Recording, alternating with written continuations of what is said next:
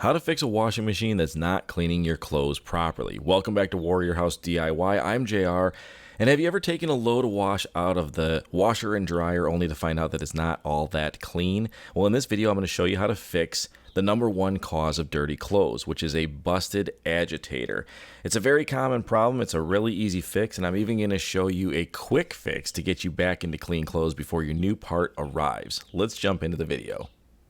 Warrior House DIY, empowering you with skills for life. Make sure to like this video, check out our helpful links in the description below, and don't forget to subscribe.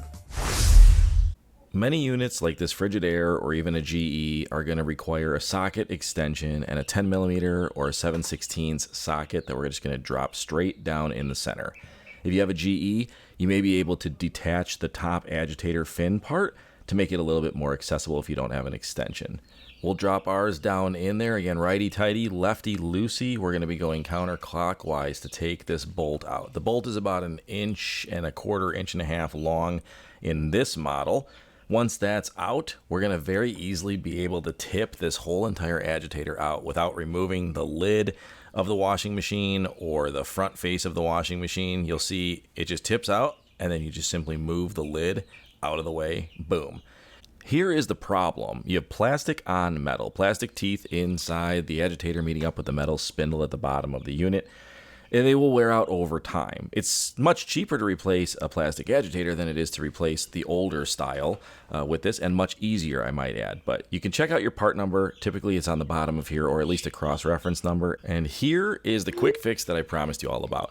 You can use electric tape wrapped around, just a couple wraps, 2 or 3, around that spindle at the bottom of the washing machine here, and that will help the agitator to actually seat on there. You might get 1 or 2 washes out of that, but it'll buy you some time to maybe do a light or a casual load that's going to have lower agitation in it before your new agitator arrives in the mail. So go ahead and give a couple wraps around that spindle. Not a lot. You want to be able to still get that agitator on top of that. And then we'll show you how we just slide the agitator right back into place, just the reverse of how we removed it. We're going to slide it over the top. I recommend putting the bolt through the center hole first. It makes it a little easier to line it up with your socket extension, and then go ahead and tighten it down.